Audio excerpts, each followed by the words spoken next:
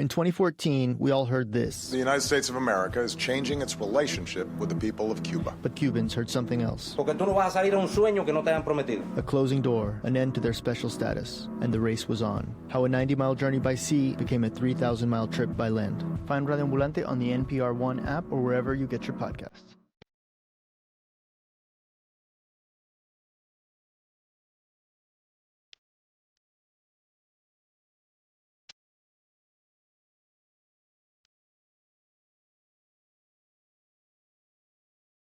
Hello and welcome to Car Talk on National Public Radio with us, Click and Clack, the Tappet Brothers, and we're broadcasting this week from the observation deck here at Car Talk Plaza. Wow! Don't the fall colors just take your breath away? I mean, isn't it too bad that we're not on TV? Then everyone could see them. I mean, look, oranges, reds, yellows. There's even a little hint of chrome here and there. Chrome? You're looking at the rust in your car, you knucklehead. The trees are over there. All right, just go right to the mail, will you? All right, actually, this is not a great one. But is it short? It's short. Okay, that's it. Claim to fame. Several times in your program, you may have to answer this. Several times in your program, I have heard passing reference. The point of this letter is that it's amazing how many crazy people there are out there. Mm-hmm, Several times in your program, I've heard passing references to the use of bananas in automobile transmissions, apparently as some kind of fraudulent technique for making them seem healthy. It's not transmissions, but that's okay. This made me prick up my ear since I am doing research on bananas. This guy is doing research on bananas. Bananas as a lubricant. Including their more obscure uses. This is a serious letter. Arthur Goodman is the guy's name. If you could find time, provide me with a brief description of the uses of bananas in the automotive world. I would be very grateful. And when the book is published, I'm going to give you a copy. I don't. Well, I'll save that. Put that in my files. I'll write to him in the morning. The guy is writing a book. I thought college professors did wacko research. This guy is doing research on bananas. Well, he's not a college professor. I wonder if he needs any help.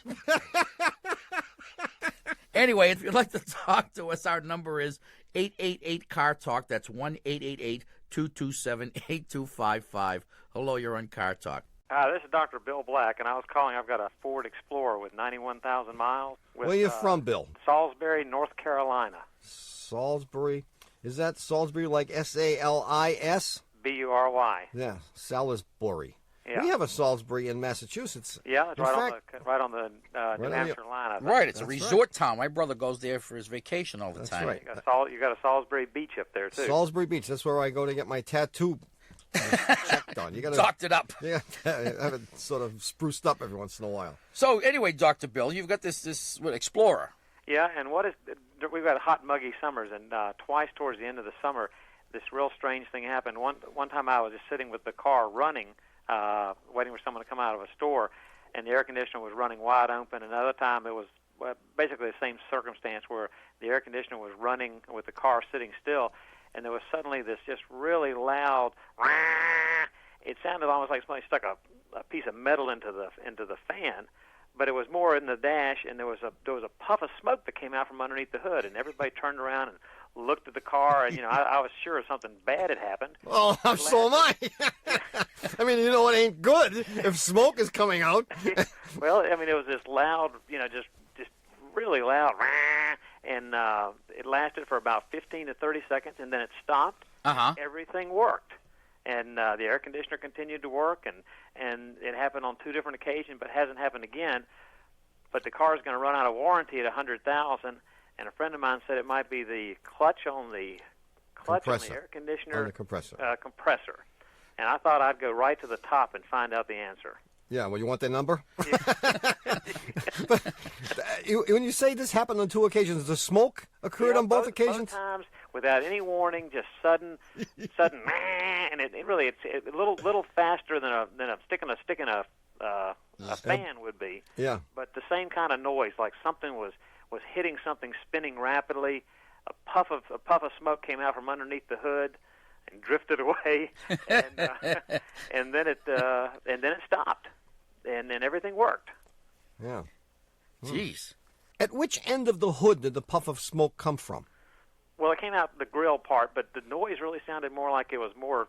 It didn't sound like it was in the front of the hood. Right. It sounded more like it was like in the dash or somewhere. Yeah. Yeah. Well, that doesn't make any. When you say the grill, you mean the frontmost part of the hood? Yeah, the part right above the bumper. So you saw the smoke wafting out of there? Yeah, well, it might have come out of the wheel wells too. Yeah. I was kind of hunkering down in the seat when people were looking. So I didn't really get a good look. Yeah, especially with those MD plates on. Well, geez, I mean, so and this only happened when you had run the air conditioner for a long time. It was on both times were on a hot, muggy morning with the air conditioner running wide open, the fan running, and just it. All right. Here's the conflict that I know my brother is struggling with, and I am struggling with it as well. The conflict is that you gave us this audible image of, and even a visual image of someone putting a stick in a fan and hearing this noise. Well, a little bit faster though, more a higher frequency. Sure, and there is in fact a fan, as you know, that's right there under the dashboard, and that's what's blowing all the cold air every place that you want it to go. Yeah. On the other hand, there was a much larger fan under the hood. There's a larger fan under the hood. The smoke is coming out from the wrong place. Well, there was no smoke in the car. I mean, there wasn't any. Nothing came back into the car itself. Yeah, so we got this incongruity here. We got the. Well, I mean, I have the solution. I mean, I have the way to find the solution to the problem. You got any vacation time coming up, Doc?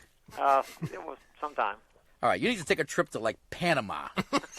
Because you have to reproduce the entire set of circumstances. You're going to be able to do it over and over again. You got to again. duplicate it. Yeah. Something hot and muggy. Something hot and muggy. How about an IRS audit? All right, that'll do. Hot but not muggy. No, I suspect that the clutch on the compressor is faulty. And what it did is it kicked out temporarily, and that's when it started to slip and chew itself up, and that made the noise. And that made that's pretty much make it a little bit faster and a little louder, and that's what it sounded like. Yeah, that would make the noise, the smoke. As long as the pitch is right. I mean, it was not a. It was more. Yeah, it wasn't metal against metal. It was more the noise you're making. Okay, the higher pitched sound would have made us lean in the direction of something wrong with the fan, but the lower pitched sound definitely draws us inexorably under the hood, and under the hood we have the clutch, the compressor clutch. I think that's what's going on. That's the good news. The bad news is I don't think it's covered by your warranty. Unless you did you buy the super duper? Yeah, covers everything. Or is it drivetrain, or what is it? Oh, I bet it's drivetrain. Yeah, you'll find out. It's not big bucks anyway. I'll find out real quick, won't I? Yeah, you'll find out real soon. But the thing is, they're going to disavow any trouble with this thing because it's not going to misbehave. But you might try just letting it run in your driveway for a few hours someday. Okay. Preferably with you around so you can see what goes on when this. Leave the hood open and sit out there with a magazine. And when you hear the noise and see the smoke, try to see where it's coming from. I bet you'll see it's coming right out of the compressor clutch. Well, we'll find out if he's got enough time to do that. Are you an emergency room doctor or like a dermatologist? No, I'm a cancer specialist, a medical oncologist. Oh, so you're a busy guy. It's a trip to Panama's out, too. Well, good luck, Doc. Okay, thanks a lot. See you later. Thanks for calling. Bye-bye. 1-888-CAR-TALK or 1-888-227-8255. Hello, you're on Car Talk. This is Susan from Denver. Hi, Susan from Denver. What's Hi. up? How are you? Just fine. Great. I have a potential marital problem. Oh. Go ahead. Well, you're right to call us now before it has actually developed into a full-fledged marital problem because, as you know, catching these things in the bud, as they say. Nipping them in the bud. Nipping them, that's it. That's the expression. Nipping them in the bud is very, very important.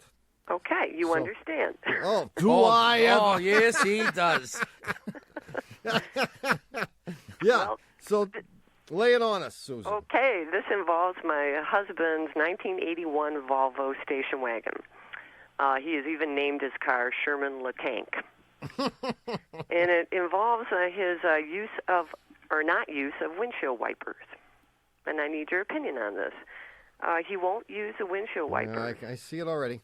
Yeah. I know, only when he'll do just a couple swipes, and then he'll just wait until you can't see anything, and do a couple more swipes. A couple more. Well, this man I bet this man could be described as a frugal man. I mean, am I right about this? Oh, absolutely. Yeah. He's the kind of guy, I know this kind of guy. I mean, he doesn't want to waste anything. How would you know this personality so well? How is it? I never use my windshield wipers either. You don't. And I think this might be a guy thing. Well, I don't know if it's theory. I think it's a particular kind of guy thing, and it's not being a cheapskate. It's trying to. It's really a person who subscribes to Benjamin Franklin's little aphorism: "Waste not, want not." Oh. And this is what your husband says That all the time. describes Huh? him, doesn't it, Susan? You hear it all the time. There you go. See, so I got him pretty much pegged. So this is just one little manifestation of this man's overall personality. Well, Yeah, you're I done. agree. You're done for. yeah, I am. I Yeah. really am. Well, he's claiming that it saves the windshield wiper blades and the motor. Well, of course, he's right. Yeah, I mean the blades cost $2 a piece, but hey, it adds up. It's exorbitant. If I can suggest something, Please. sabotage. No, I mean, if no. ever there was a car that needed a pound of sugar in the gas tank, this is it. No, you're not going to change. He'll go out and buy a 71 Volvo Oh. if you wreck this one. Yes, he loves Volvo. Yeah, you cannot change this guy. Did he buy this one new? No. No, I don't believe so. come on. He would never buy anything new, this guy. Oh, he'll be listening to This this. is a cheapskate of the first order. But, these guys aren't bad. This is not a bad kind of person. Well, it is human nature to develop obsessive compulsive traits. Yeah.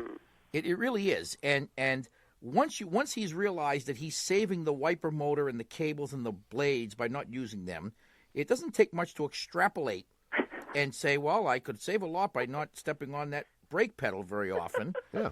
And then he'll begin coasting. He'll realize that coasting's good. He'll be coming down those long hills in Denver, and there are some long hills.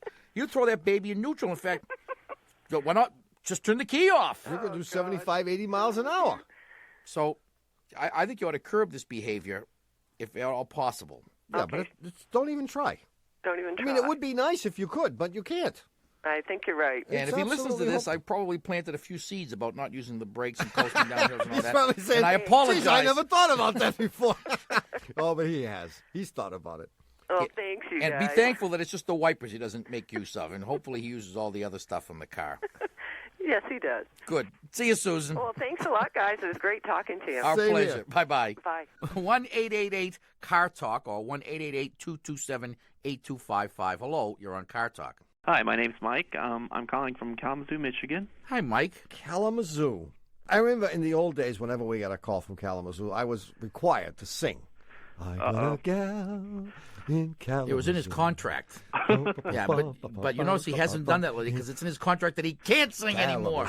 Zoo, zoo, zoo, zoo, zoo. Yeah, so what's up, Mike? Well, I got a 97 Toyota Corolla, Yeah? and it runs really well. I have no, engine problems or anything like that. The only problem I have is that there is some form of a circular object, I think it might be a nut or a bolt or something, rolling around in the back seat or underneath the back seat. Oh, man. And I've lifted up the cushions on either side to see if there's any way I can access under there, and there's a little rubber stopper about 2 inches in diameter that I could pull up, but I can't get down into, where this thing is. What makes you think it's under the seat?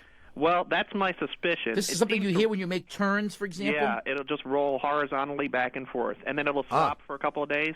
It might have gotten caught up in something, and then it's back again 2 or 3 days later. So it's rolling left to right, not front to back. That seems to be where it's going, yeah. It's really hard to tell, though, because, I can't stop the car while I'm to listen to it Did you roll. take out the rubber plug? Yeah, I did pull it out. And what did you see? You saw the ground, didn't you? I really couldn't see that far into it because the cushion was kind of limiting my the vision as to where I could see. Oh, you've got to get down take the cushion right out. You can do that? Yeah, well, Oh, yeah, sure. they put it in. You ought to be able to take it out. Yeah. I don't know exactly how it's attached, but some cars actually have bolts that actually attach the seat cushion Right. to the floor of the car. And prior to doing that, you make a little trip to Sears, Roebuck and Company, and you buy yourself a magnet on the end of a stick.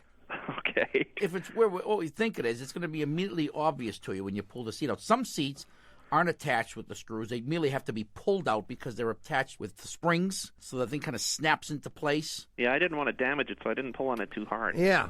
I would have to guess that they just pull out, but you can call a dealer. Well, and and some ask are them. attached at the back too. But so you might just go to the dealership and say, "Look, how does this seat come out?" Yeah. Catch the guys when they're coming back from lunch. Okay. You can give somebody $5 and ask them to tell you how to pull the seat out. Yeah, because it's driving me crazy. But I was going to yeah. suggest that it's not there. Rather, it's more likely in the door. Yeah, it's hard to tell. I mean, it could be anywhere. It's almost like it's inside my head sometimes. That's how crazy it's Well, making I mean, that's why I asked you if you thought it was going from side to side, because there aren't many passages going left to right. But there are plenty of places where it could be rolling front to back and back to front.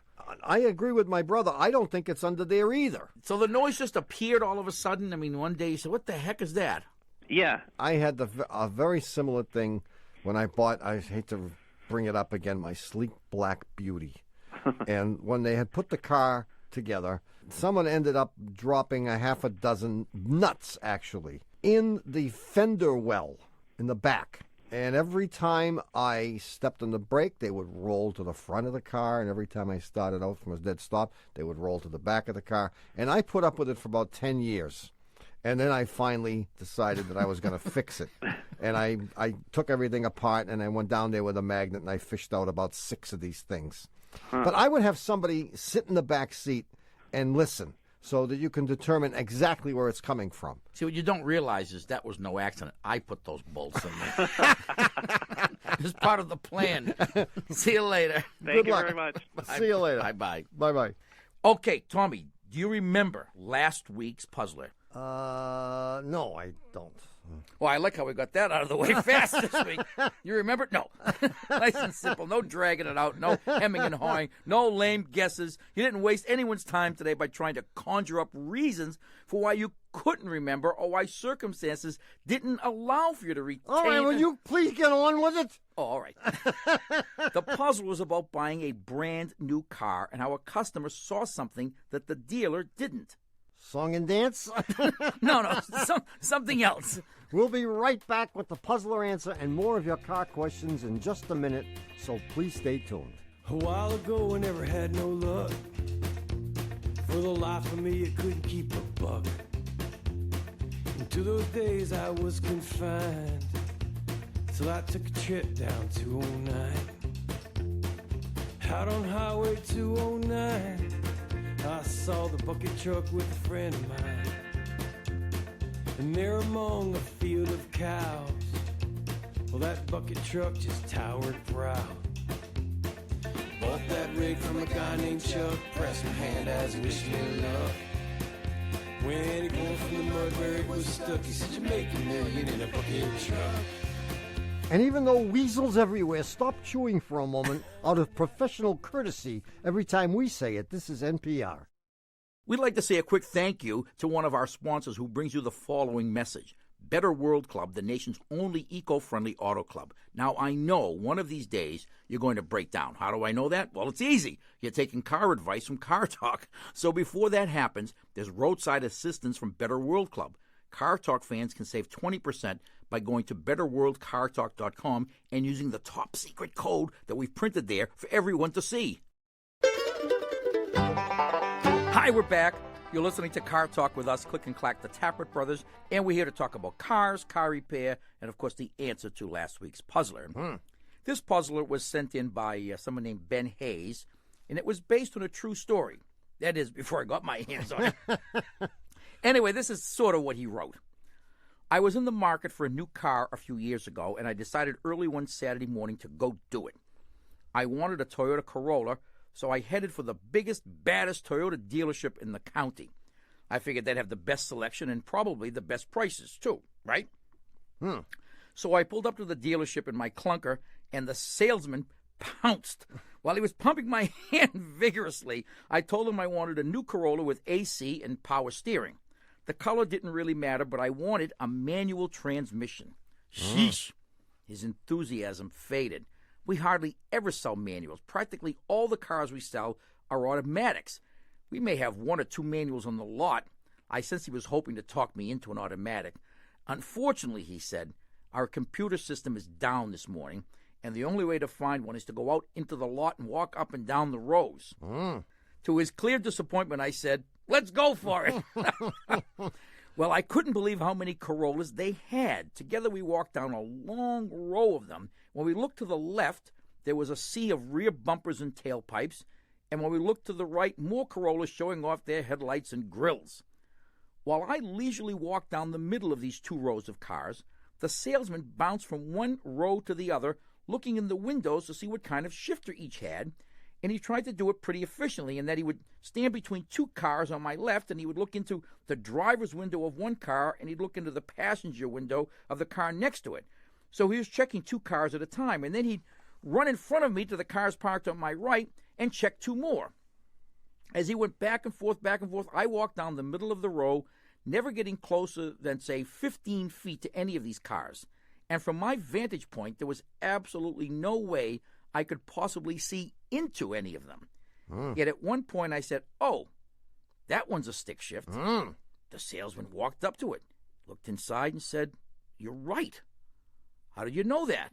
And the question was, how did I know that? Yeah, how did I know that? Yes, indeed. I knew it from the window sticker. Yes, you did. Also called the Monroney. And I'll explain why it's called the Monroney in a minute, but the window sticker lists all the equipment in the car. Now at that distance, like 15 or 20 feet away, I couldn't possibly read standard shift. But you could see the big mileage numbers. Exactly. I could see the city mileage and the highway mileage, and all the automatics were the same, whatever they were, 27 and 34. And then when we got to the stick shift car, it was 28, for example, and 36. And I knew it was a slight difference. Just a slight difference, a little better, and I knew that that car couldn't be an automatic, but it had to be a stick shift if it was a Corolla. Pretty good, huh? Not bad at all. So who's our winner? The winner this week is Kelly Deal from Hattiesburg, Mississippi. And for having her answer selected at random, from among all the correct answers that we got, Kelly will get a $26 gift certificate to the Shameless Commerce Division at cartalk.com, with which she can get our new CD collection called 4 Perfectly Good Hours. This set features 4 of our favorite shows exactly as they aired on NPR. You know, when we come out with our next set of 4 shows, we'll be able to promote the 2 sets together as a sleep aid.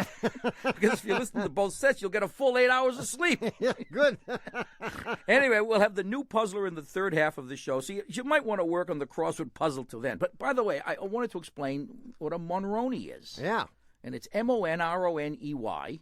And it was named Mr. Monroney. Senator Monroney. Yeah. Senator Monroney was a senator, I believe, from Oklahoma, who in 1958 introduced legislation that required manufacturers to post on the window of the car all the equipment that that particular car had. So when that sticker was affixed to the glass, you knew that that particular car that you looked at, that blue one with the white interior, had the things on it that it said it had. Power steering, blah, blah, blah, blah. Right. And it was done so dealers couldn't do more bait and switch than they had been accustomed to doing. Because I think that was probably the inspiration behind. That happened in 1958? Yeah.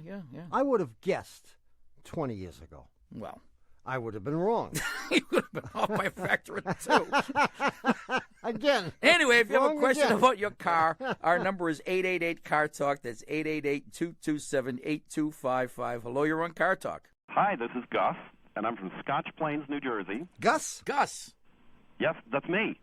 I mean, is your real name like Augustus? Or No, it's Gus. It's the name I chose for myself when I became a citizen. Really? Yes. What? Did you emigrate from, like, Manhattan? I'm from Amsterdam, the Netherlands. Really? You came here when you were 5 12. years old. 5. That's why I do not speak mit der accent. Yeah. Yeah, from Amsterdam. Our fair city. And you chose Gus as a name. Well, it used to be Gus with 2 U's, and it's pronounced Huus, which most people can't say because you will have to clear your throat in a particular way when you say it. Oh, that's good in New Jersey. Is Hughes going to the movies with us? I come from a long line of Flemish painters. Oh, so you... Gus with 2 U's. What are those Dutch people thinking? Well, that's why I'm here. I don't want to be associated with them anymore. So anyway, Gus, from Scotch Plains, New Jersey. Yes. What's up, man? I have an 82 GMC pickup truck, just a standard plain vanilla pickup that I inherited from a friend. What size engine? It's a 6-cylinder engine. 6-cylinder? But here's the problem. It won't shift into park. Now, it sounds very easy, but before you give me the easy answers, I've already disconnected the linkage, done all the proper adjustments, and we put the transmission in neutral, and the transmission does go into park if you lay underneath it and switch it into place. Oh, you can do it from underneath, but you can't do it from inside the truck. Now, I can monkey with the linkage and get it to go into park, but then my only options are park, reverse, and neutral. And since I don't run demolition derby for a living, that's an interesting set of options. Now, here's what else I've done. Okay. I've completely disassembled the steering column, and I can't find anything wrong. Wow. Well, this thing has a linkage that runs. It has a bar that runs from the shifter. That's right. That comes through the firewall. Exactly. And it runs down to the transmission. Mm-hmm. And somehow I've got to believe that the geometry here is wrong. Something has moved. Either the frame on this thing is twisted, or there's not enough adjustment you can put into this thing to get into park to push that. No. So could it be the motor mounts or the transmission Sure mount? could be. Yeah. Sure could be. Ah. Sure, it could be a bad motor mount, a broken motor mount. It could be something. It's got to be something that's bent or out of position. Ah, so I've got to look at the transmission mounts at the engine mount. The whole thing, the engine and transmission may have just moved back by some amount. Ah. Yeah. Now, I was going to suggest a creative solution. It's going to be too hard to fix. I mean, otherwise the thing runs okay. That's wonderful. Okay. How's about this? A creeper.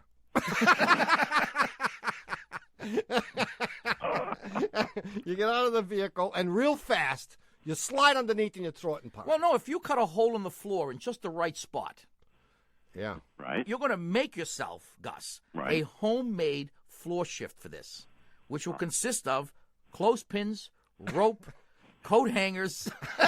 Actually, it's very simple to do. Yeah, actually, you could buy a kit and put a floor shifter on this thing. That's what I should do. Huh? That's what you should do, and forget about the column shift. I mean, you should obviously look to see if the motor mounts are broken or if any of the frame is busted. You know, if you had a broken weld or something, everything could be all out of whack. And with a vehicle this age, anything could be wrong with it. Of course, now the other problem is I've got that whole steering column apart. I never knew there were so many springs and things. Oh, you'll never get yeah, that but back you'll be again. surprised at how many of those pieces are unnecessary. I'll bet that when I reassemble it, I have enough to build another half a steering column. Just tell me, when you took it, since you took it apart, have you blinked? Oh, too many times. Yeah, forget it. It's hopeless. Yeah, the phone hasn't rung or anything like that. The phone rings, you're done for. Any interruption, forget it. You'll never get it back together In again. fact, if you read the book, it tells you to empty your bladder before commencing work on the steering column. Because any interruption and you're done for. I have to admit, when I started taking the steering column apart, that happened naturally. Yeah. Gus, I wish you the very best. Check out the motor mounts. If they're okay and you can't figure it out, you can have a mechanic cut a hole in the floor and you can put a floor shift in. Okay. And it'll be great. You'll love it. Terrific. And it'll look cool, too. Yeah. Yeah, you're right. See Then I you, have to get Gus. glass packs. I can see it now. Vroom. Bye-bye. Bye-bye. You can actually do it with like a broom handle and a couple of Well, that's it. Clothespins. Rope, clothespins, some old hangers. You could do it that way. You could, actually. It's not rocket science. No, I mean, it really is isn't. rocket science. Hey, you know what time it is now? Time for the oil, lube, and hot mulled cider special at the garage? No. It's time to play Stump the Chumps!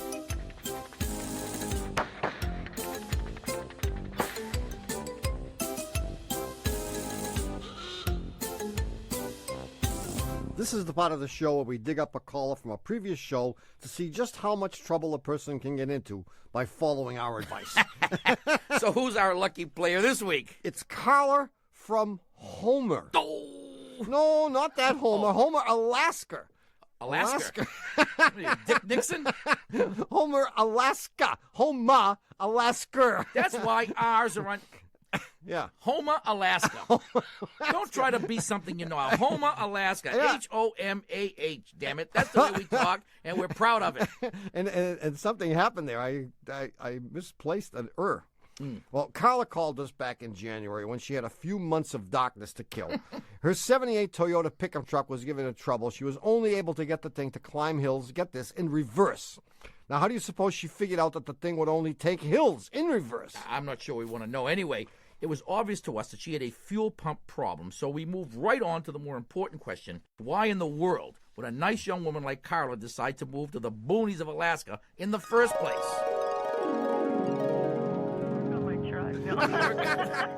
Well, Carla, I've got to tell you, what? You have got to move back to civilization. You are depriving humanity of what sounds like a very wonderful person. Yeah. Hey, well, thank Because you. I wouldn't mind having coffee with you, kid.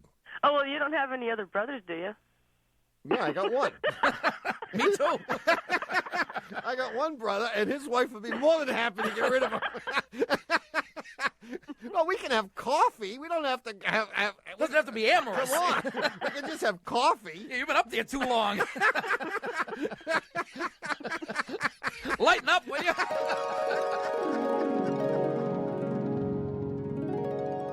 Anyway, after we successfully fought off her advances, we explained to Carla that because her fuel pump was old and crotchety, like my brother, and barely worked, when she backed up hills, the gas was actually flowing down toward the engine, which was the only thing that saved her. All right, let's bring her on. Carla, are you there? I'm here. Okay, Carla, first we have to Carmen Mirandize you. Is it true, Carla, that you have not been offered any cash or prizes or a lifetime supply of Eskimo pies by anyone on our staff or the staff of National Public Radio in exchange for a favorable response here today on Stump the Chumps? Well, all right. It's true, but it's never true. too late to try. It's never too late to try. All right, did you replace the pump? Yes. And? And it worked. Get out! Unbelievable! One right answer out of the last 20. I mean, we've had a long run of bad answers. Bad answers. Carla, you saved us. It really did. We don't have to. We don't need you to elaborate because you might tell us you did something else too, and that might have fixed it. So we'll just leave it at this. Oh. The fuel pump fixed it. Mm-hmm. The truck runs great. Well, the truck runs. It goes up the hills, at least. You know, we don't know that either. last I saw it ran okay. Oh, what, did you sell it? I did. It kind of sold itself. Really? Mm-hmm. What did it do? It put its own sign out? It was a fluke. I ran into someone who tried to buy it last year, and I bought it instead. And then we ran into them, and they asked if they could buy it, and I said yes. And so then I left that about an hour later and flew out to field camp, and they paid for it. They flew the title out to where I was at, and I signed it, and it got flown back to town. And when I came home, the truck was gone. So who put the fuel pump in, you or them? I did. I did it in June. It took me 6 months to do it, but it got when it got done. Great. So you're still up there in Homer, huh? Yes. Met anyone? I met a lot of people yesterday because. No, I don't. You know what I mean. I didn't mean like. You know what I mean by met anyone. Yes. Oh. Yeah. No. I take that back. No. Have I met anyone? That's a loaded question. Okay, can I take that back and say no? Well, you can, but I can tell by the giddiness in your voice that there is somebody. There's something going on here, Carla. You don't want to tell us about it? Oh, well, maybe you shouldn't. Maybe. Is it man or beast? And if it's, I don't know. If it's too early to know, that's why I should say no. Yeah, okay, I understand that, and we will honor your privacy. But if anything happens, let us know. Because we care about you. Yeah, you know that. I feel like you're my sister, Carla. You know? Oh, really? Yeah, I feel like I have to sort of take care of you, and I want to know how you're doing. Right, and give you driving lessons and stuff like that. Well, you should come up here and. No. Let's not get into that.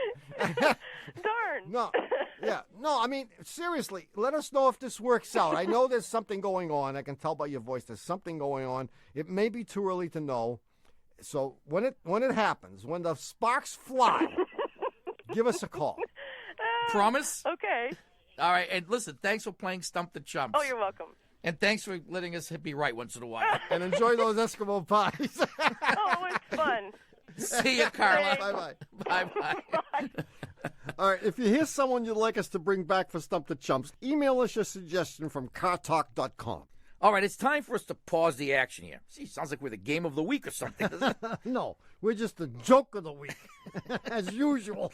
All right, well, when we come back, we'll have more of your calls and a brand new puzzler from my Lost Wages series. Oh, sounds intriguing. You think? No. Please stay tuned. I want to live in a billboard I wanna be with that laughing girl. I wanna live in a billboard and say goodbye to this cold, cruel world. I'll be the light of every party with a winning smile and a rock hard body, and I'll never be alone. I wanna live in a billboard. I wanna be in that happy place. I wanna live in a billboard. I'll be a cowboy with a leather face. And I'll never have the need for Prozac, and the hair I've lost will up and grow back, and I'll be forever young. I wanna live in a billboard. And even though Stephen Hawking finds himself at a loss to explain our existence in an ordered universe whenever he hears us say it, this is NPR. Hey, I'm Kelly McEvers, and Embedded is back. And we recently realized it's hard to assess a politician who has virtually no political record. But with Donald Trump, we tried anyway. And we wound up with stories and lessons from the record he does have in business and on TV. Listen on the NPR One app or wherever you get your podcasts. Ha! We're back. You're listening to Car Talk with us, Click and Clack, the Tappert Brothers, and we're here to talk about cars, car repair, and, of course, the new Puzzler. I can which hardly is from my wait. Lost Wages series, and this was sent in by Catherine Curtis. With a K? No. A C? No. Q? There you go. Catherine with a Q. She says, I submitted this puzzler a long time ago, but alas and boo-hoo, it was never chosen. So I decided to try again. I really think it's a neat puzzler and that your audience would enjoy figuring it out. So here goes. Yeah, go ahead. A man is visiting Las Vegas, known for gambling casinos and the like. Yep. And he falls for the local hype and heads for a casino with hopes of hitting it big during his stay. He goes into this unusual casino that charges $1 to enter as well as $1 to leave. Huh. So he pays his $1, plays the machines, whatever, the slot machines, loses half his money, and in disgust pays his $1 and leaves. Gotcha. You're with me so far? Yeah. The following day, he knows he'll do better. He takes the money he has left and heads out to the same casino. He pays his $1. Goes in. But just like before, he again loses half his money, pays another $1 to get out of the place. Right? Yeah. On the third day, he figures he'll give it one more shot, but his money is dwindling fast. The same thing happens. After paying his $1 entrance fee, he again loses half his money. Yeah. And finally pays his last $1 to get out. So he's flat broke when he leaves. Whoa. Okay. So the question very simply is, what color is his hair? That too. How much money did he start with? Now, if you think you know the answer, etch it onto a Troy-built Proline 160cc rototiller with a Honda GX overhead valve engine, forward-rotating bolo tines with power reverse, adjustable tilling depth, that's very important, protective front bumper, and a whole planting season's worth of Bengay. Send it to Puzzler Tower, Car Talk Plaza, Box 3500, Harvard Square, Cambridge. Our fair city. Matt 02238. Or you can email us your answer from cartalk.com. But right now, if you have a car question for us, we're at 888-CAR-TALK. That's 888-227-8255. Hello, you're on Car Talk. How are you? Great. Who's this? Jim from Mississippi. Jim, Mississippi. Yeah, well, you never get calls from Mississippi. I thought we've got to take care of it over the... You're right. We don't often get calls from Mississippi. So you're from Mississippi at large. You're going to take care of the whole state. There it is. I'm from Pittsburgh originally. I lived in Boston for a little bit, right behind the Constitution in the Navy Yard. Yeah. I lived there for a while, hated my job, but loved the city. I miss New England, but I'm happy here. Well, we're happy for you, Jim. What's up? My girlfriend's brakes. Uh-huh. Yeah. She has a Mazda Leased. About a year into the lease, which was about 6 months ago, the brakes started making noises. Now, I'm going to go from 35 to 0 here, all right? Mm-hmm. One of you guys say go, and I'm going to do it. And I'm going to mimic this exactly. Go. Ready? Do it again. I wasn't ready. Go. Knock, knock, knock, knock, knock, knock, knock, knock, knock, knock, knock, knock, knock, knock, knock. Woo, that was great. I'm telling you that this is her brakes. That's a Mississippi turkey, isn't it? This is her brakes? Those are and you could feel. I mean, you could hear it underneath the floor of the car. Yeah, and you can feel it in the pedal too. You can feel it, and the first time we took it back, they turned the rotors, and it was okay for a couple days. And then not only did the knocking come back, but it sounded like metal on metal, kind of breaking. Yeah. Took it back again. Now I don't know anything about cars, but I go back with her the second time. They said we picked it up, and they said they're fine now. We tightened a bolt. And that's a perfect excuse to me because I wouldn't know if there's a bolt there or not. When I was a kid on a bike, you had a problem with your brake, you tightened a bolt, and away you Plenty went. of bolts you could tighten. See that? And they said it was a loose bolt. They took care of it, no problem. We took it out 2 or 3 days later. Same problem comes back. The third time we took it back to the dealer now, and we returned, and they said there's nothing we could do about the sound. It's going to be there because there are no asbestos in these brakes. Therefore what? Therefore, the sound is there because there's no asbestos in the brakes. I don't know. And after the third time, I said, we're calling Car Talk. That's it. Gee, I'm glad you did. but make the noise one more time. Wait a minute. I'll say go. When I say go. Okay, no, it's 30. You're going along at 35 miles an hour. Well, if you want to do it accurately, one of you have to say go, and then the other one has to go the countdown noise. That's the grinding noise. Oh, you need the accompaniment. Okay, I'll do my brother will do go. I'll do the and I'll do the knock. Okay. Okay, and I'll count down from 35 miles an hour. Ready? Then set. You knock, get set, go. 30, 25, 20, 15, 10, 5. Jeez. I'm telling you, this is exactly what it's like. Jim, this is wonderful. It really is. If only our answer were as good. Well, the answer that the first guy gave you was much more credible than the answer that the dealer gave you, because that this was always the dealer. Oh, they're all dealers. Yeah. Oh, well, the first dealer then, because it seems to me that that kind of a noise does sound like a caliper that's falling off. No, I don't think so. You absolutely, pads. You absolutely, without a doubt, have warped discs. They have never replaced the discs. All they've done is machine them. They're going to have to replace them because even though they've machined them, they're warping again. And that's why it's okay for a few days until the thing warps again. It could be warping because you have a stuck caliper, and I'll bet you that none of these times that they did any work did they ever replace the pads. I don't think. I think they're just leaving the same old pads in there, and they will make that noise. Oh, sure, but what about all the other Cucamonga stuff? You never heard pads make a sound like that. What are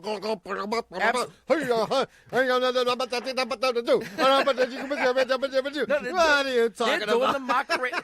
One of those discs is Macarena breaks. One of those discs is so badly warped. If they run this thing on the lift, and we do this all the time in the shop. When we have a noise like this that we can't figure out, we put the thing on the lift and we run the car. I'm assuming it's coming from the front brakes, if you can feel it in the steering. Yeah. And they will be able to plainly see what's going on. Now, it's possible that the hub is bent. It's possible that somebody whacked a curbstone with this at some point. And machining the disc is never going to get rid of that warp in the hub. So if the hub is indeed bent, that would have to be replaced as well. But it should take them 2 seconds. I mean, literally, if they put this on the lift and put the car in gear and let the wheels turn, even at low speed, they will see one of those calipers moving probably bouncing around a quarter of an inch. All right. Can she stop making her lease payments? She can Absolutely, do anything she wants. Of course. That's what I want to start doing. I mean, if they can't fix it, then she should just say, "Well, I'm not going to make the lease payments. Here's your car back." Right? Oh, I see. She leased it from the dealer. Yeah. If we're not happy, isn't there like a bigger guy you go to or gal that I'm sorry, politically correct over the radio. No, person, right. Bigger person. A bigger person that you go to, other than the dealer, who would that be? Well, I don't know what the procedure is in Mazda country in Mississippi. Got but it. You must have an attorney general's office in Mississippi. But before you do that, I would start with the manager, all right, then the owner, all right, then the zone manager. There you go. And the owner's children. Then the attorney general. That's what I'm ready to. I'm ready to go to family here about this. Yeah, no, I think you ought to do it the Southern gentlemanly way. Sure, right. and he will. I'm not used to it, but lay a beating on him. I tell you what. Now, I tell you honestly, I have been here for a year and a half. I've never been happier.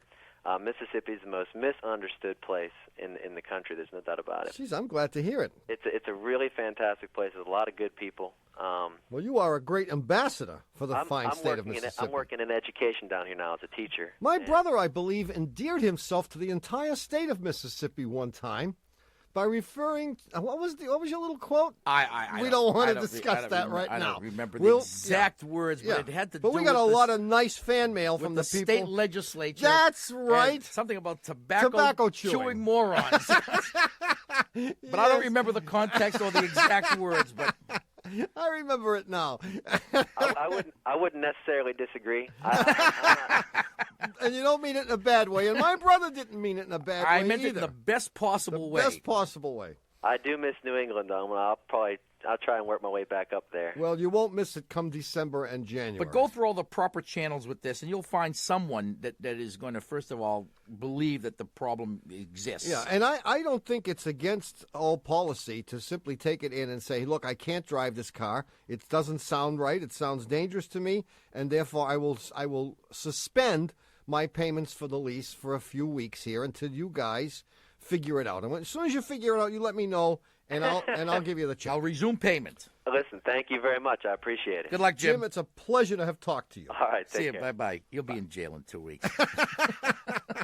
1-888-CAR-TALK or 1-888-227-8255. Hello, you're on Car Talk. Hi, this is Jackie from Mankato, Minnesota. Hi, Jackie. Hey, how are you? Good. How are you guys? Fine. Good. I have a problem, and it's kind of twofold. So I'm going to need all your brains here.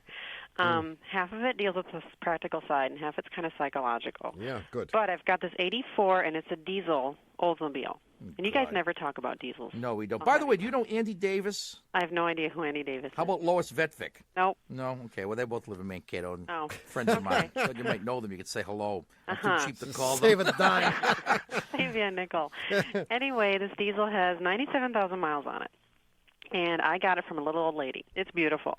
The thing is I have, in the past year and a half, put the new radiator in. I've put in a new alternator, new heating chamber, and now I've discovered that I've got a blown head gasket. Oh. Yeah.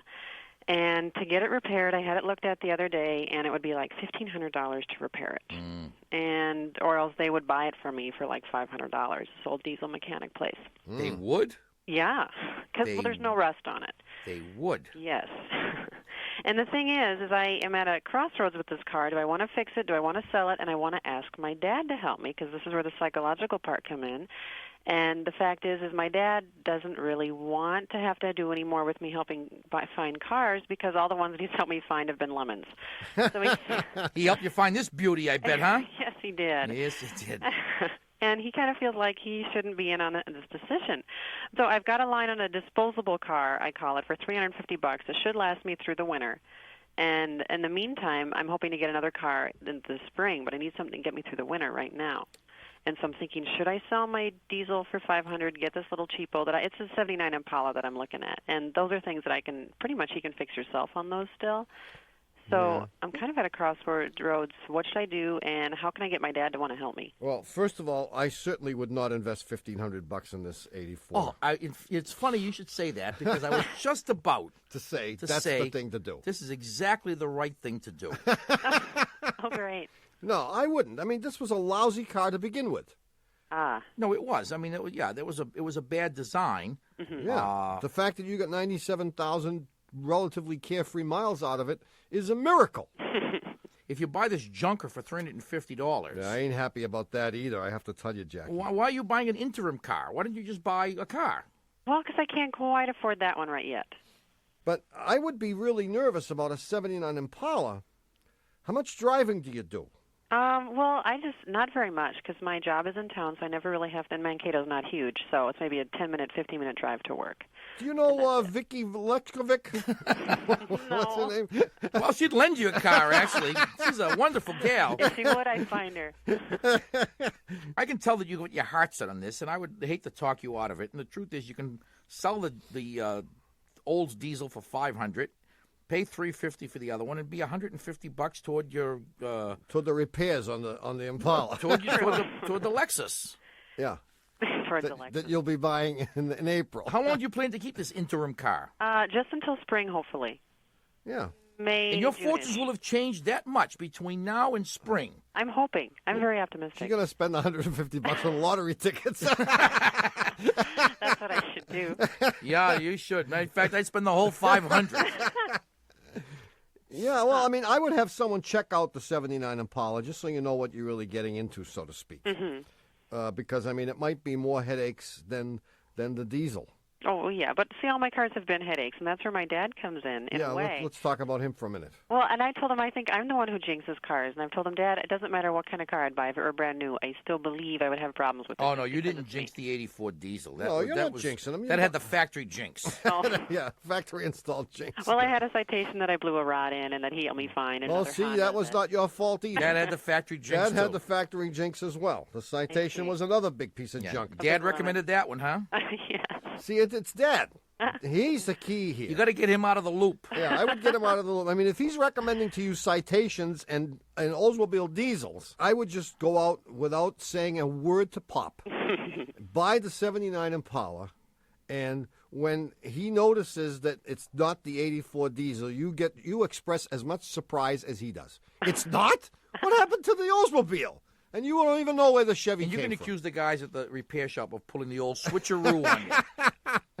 Yeah. I see. Yeah. Huh. So Well, that- maybe that'll help. I don't know. Definitely leave him out of the loop. He's bad luck. All right. Yeah, Just go out and do it. Don't ask anybody. Don't even ask us. We're a couple of morons. See you, Jackie. Thank you very much. Be tough. Documented evidence that we're a couple of morons. Good luck, Okay. Jackie. Bye-bye. See you, bye. Well, it's happened again. You've wasted another perfectly good hour listening to Car Talk. Our esteemed producer is Doug, the subway fugitive, not a slave to fashion, Bongo Boy Berman. Our associate producers are David, the Calves of Belleville Green, and Catherine Flaublucher Fenolosa. Our web lackey is Doug, the Old Gray Mare, assisted by Connie Britchford, and our theme music is by David Dog Grisman. Our technical, spiritual, and menu advisor, just back from the South Seychelles Spam, Simoni, and Spirulina Smorgasbord, is John Posse Lawler. Our public opinion pollster is Paul Murky of Murky Research, assisted by statistician Margin O'Vera. Our drug trial specialist is Placebo Domingo. My puzzle assistant is Normally Bogus. Our eBay specialist is Selma Junkoff. Our Russian chauffeur is Peekoff and Dropoff. Our curator of Dionne Warwick studies is Isaiah Little Prayer. Our Latin American bullfighting specialist is Gordon Diaz. Oh, no. And our seat cushion tester is Mike Easter. Our chief counsel Always tries to sneak one in. from the doesn't he? law firm of Dewey, Cheatham and Howe is Hugh Lewis Dewey, known to the annoying sword swallowers in Harvard Square as Huey Louie Dewey. Thanks so much for listening. We're Click and Clack, the Tappert Brothers, and above all, don't drive like my brother. And above all, don't drive like my brother. We'll be back next week. Bye-bye.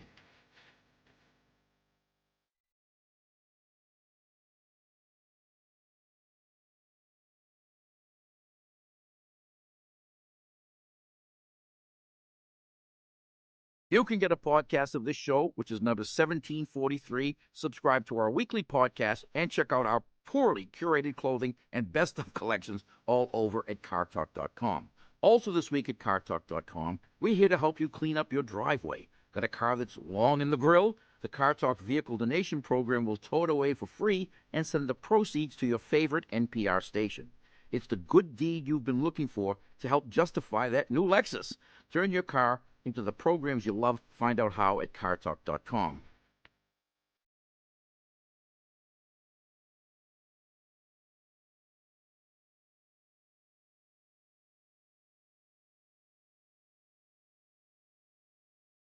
Car Talk is a production of Dewey, Cheatham and Howe and WBUR in Boston. And even though Terry Gross reconsiders that offer to host Wild Kingdom whenever she hears us say it, this is NPR.